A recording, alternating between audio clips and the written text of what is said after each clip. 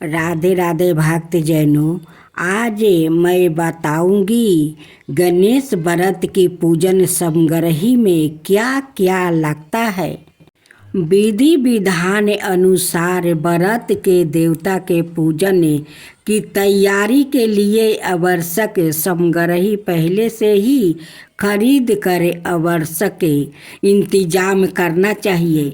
देवता की मूर्ति, दीपक, सुपारी, घंटी, शंख, घी, चंदन, रोली, तंबुल, पुष्पा, अगरबत्ती, धूप, अक्षत, कुमकुम, कलश, नारियल, हल्दी, गुड़, चीनी, शहद, दही, कपूर, कुसा, तिल, जौ, अलावा दूध, तामापत्र, आसन, फल, प्रसाद, तुलसी दल आदि की आवश्यकता प्रमुखता से पड़ती है।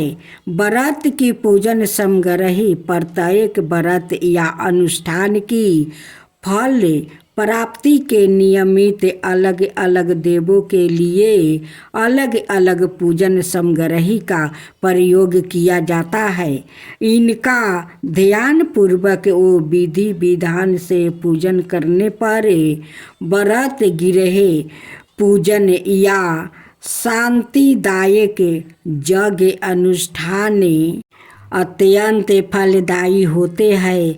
आमतौर पर प्रयोग में लाई जाने वाली पूजन समग्रही में चंदन, जनेऊ, जल, पान और सुपारी, रोली, बेलपत्र, तुलसी दल, घी, हल्दी, चावल, गेहूँ, जौ, सभी प्रकार की दलों, मौसमी फल, मेवा, गंगा जल, चूड़ी, कुमकुम, कंघी, सीसा, मेहंदी, बिंदी, सिंदूर की डिबिया, काले मोती की माला, चुनरी, लाल सफ़ेद हार, पीला कपड़ा, केसर, कलवा, सिक्का, कपूर, काजल, दूध, दही, घी, बतासे, गुड़, चीनी, दूध, कुसा, शहद, अगरबत्ती, मिष्टन, लवंग, तिल, गौमूत्र, आम और केले के पत्ते, ईख, लवण, सफ़ेद सरसों, मोरपंख, शपथ धातु, कलश, दिया, नारियल, शंख आदि प्रमुख है। गणेश भगवान का ये सारे समग्रही अर्पित किया जाता है। पुष्पा के बिना पूजन समग्रही अधूरी ही समझी जाती है। देवताओं को पुष्पा अर्पित करना हमारी प्राचीन परंपरा रही है। पुष्पा के संबंध में कुल तंत्र में कहा गया है कि पुष्पा को बढ़ाने, पापों को मिटाने और श्रेष्ठ फल को प्रदान करने के कारण यह पुष्पा कहा जाता है कि बुधवार का व्रत करने से सारे काम विघ्न पूरा कर देते हैं।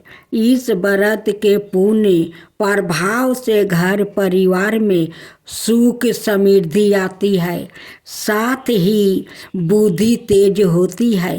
कहते हैं जो व्यक्ति लगातार 7 बुधवार व्रत कर भगवान गणेश की विधि विधान से पूजा करता है, उसके घर में अन्न के भंडार और धन की कोई कमी नहीं रहती है।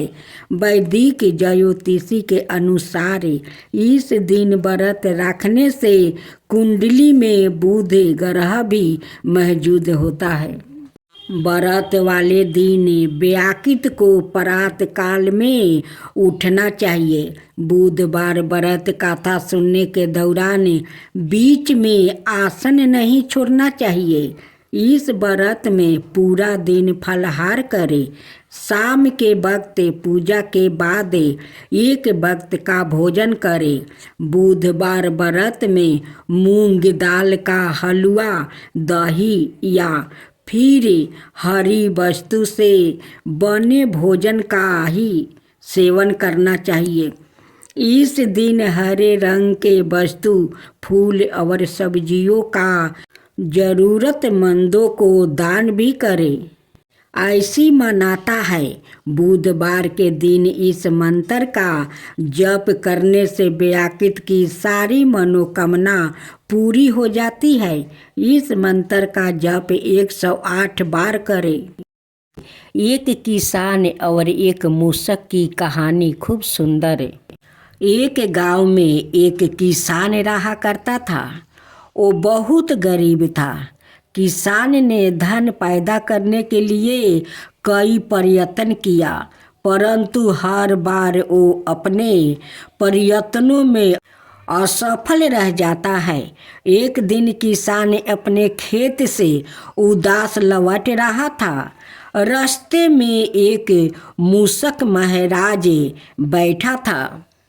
देखा और सोचा कि यह मूषक महाराज तो गणेश भगवान का असवारी है, ये तो वाहन है। शायद इस मूषक महाराज के कारण मैं अब तक निर्धन हूँ। यदि यह मूषक महाराज मुझे प्रसन्न हो जाए तो मेरा काम चल जाए।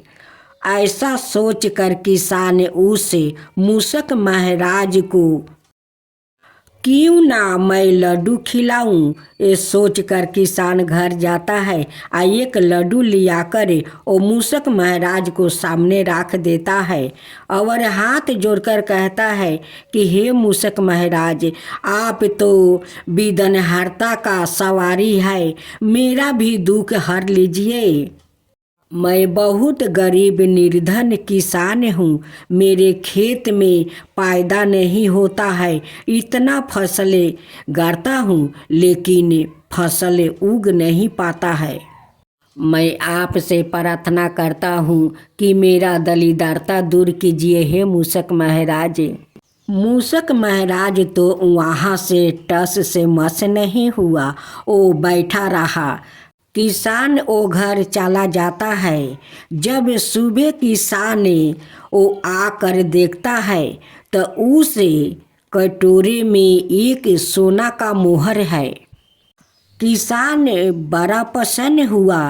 किसान ने अपने चारों ओर देखा, परंतु मूषक महाराज नजर नहीं आया।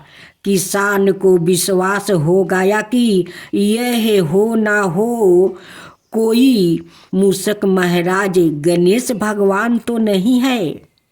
मुझे तो इसकी प्रतिदिन कुछ सेवा करनी चाहिए।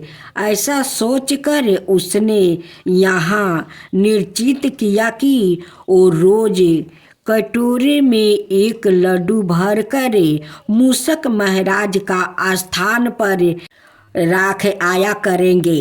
किसान ने ऐसा ही किया। वो मूषक महाराज के बिल्कुल द्वार पर रोज एक लड्डू का कटोरा राख आता। मूषक महाराज रोज लड्डू खा लेते हैं और एक मोहर उस कटोरा में डाल देते हैं। इस तरह प्रतिदिन एक मोहर मिलने से वो किसान माला माल होने लगा। लोग कहते हैं ना कि जिसका भाग में होता है उसी को धन मिलता है, और जिसको भाग में नहीं होता है उन्हें धन नहीं मिलता है। वही हुआ किसान के साथ। एक दिन की बात है, किसान को कुछ कार्यवश बाहर जाना पड़ा। किसान ने चलते समय अपने बेटा को समझा कर बता दिया कि देखो बेटा, मूषक देवता को रोज नियम से लड्डू उनकी बिल के सामने रख आना। ऐसा ही किया। वो प्रतिदिन निश्चित समय पर लड्डू का कटोरा मूषक महाराज के बिल के पास रख आता और दूसरे दिन उठा लाता। एक दिन किसान के बेटा ने सोचा कि मूषक महाराज के बिल में कोई खजाना है। मूषक महाराज लड्डू खाने के बाद रोज एक मोहर खाली कटोरे में डाल देता है। मैं मूषक महाराज का बिल को क्यों ना तोड़ कर सारा खजाना निकाल लूं। आखिर रोज रोज इस तरह लड्डू लेकर आने में तकलीफ होती है। ऐसा सोचकर उसने मूषक महाराज को बिल को तुरना शुरू कर दिया। मूषक महाराज घबरा कर बाहर निकला। किसान का बेटा मूषक महाराज को भी मारना चाहा। मूषक महाराज बच गया और लड़के को काट लिया। काटते ही लड़का मर गया। किसान को जब अपने पुत्र के मरने का पता लगा तब वो दौड़ा मूषक महाराज के बिल के पास पहुंचा। मूषक महाराज वहीं पर बैठा था। किसान मूषक महाराज को देखकर अपने पुत्र के लिए प्राण दान मांगने लगा। मूषक महाराज बोला, अरे किसान, जो दूसरों को नुकसान पहुंचाकर अपना फायदा करना चाहते हैं उनका यही हाल होता है। निस्वार्थ भाव से जो सेवा गणेश भगवान और मूषक महाराज को सादा करता है उसको सादा इच्छा फल मिलता है। किसान रोता हुआ अपने घर लौट आया। किसान बाजार जाता है। एक मिट्टी का गणेश और मिट्टी का मूषक महाराज खरीद कर घर में लाता है और उन्हें श्रद्धा भक्ति से वो पूजा करता है। गणेश भगवान किसान को सपने में दर्शन देते हैं और कहते हैं कि हे किसान, तुम तो मेरा श्रद्धा भक्ति से मेरे मूषक महाराज को रोज लड्डू खिलाया करता था, बड़े श्रद्धा भक्ति से। उसलिए तो मैं प्रसन्न होकर अपना मूषक महाराज को एक सोना का मोहर देता था और लड्डू खाकर उस कटोरा में वो मोहर डाल देता था। लेकिन तुम्हारा लड़का का तो लोभ हो गया कि उस बिल में लगता है धन है, उस लिए वो बिल को भी तोड़ दिया और मेरे मूषक महाराज वाहन को वो मारना चाहा। उसी कारण मेरे मूषक महाराज तुम्हारा बेटा को काट लिया। तुम्हारा बेटा मारा हुआ नहीं है, वो मूर्छित पड़ा है।